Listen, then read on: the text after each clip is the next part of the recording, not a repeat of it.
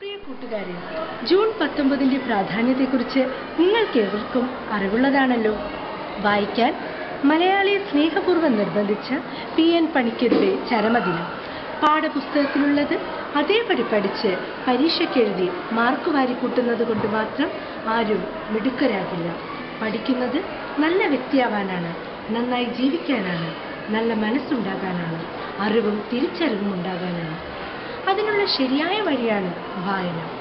1970 November December മാസങ്ങളിൽ കാസർഗോഡ് മുതൽ പാറശാല വരെ PN പണിക്കരുടെ നേതൃത്വത്തിൽ നടന്ന സാംസ്കാരിക ജാഥയുടെ മുദ്രാവാക്യമാണ് വായിച്ചു വളരുക, ചിന്തിച്ച് വിവേകം നേടുക.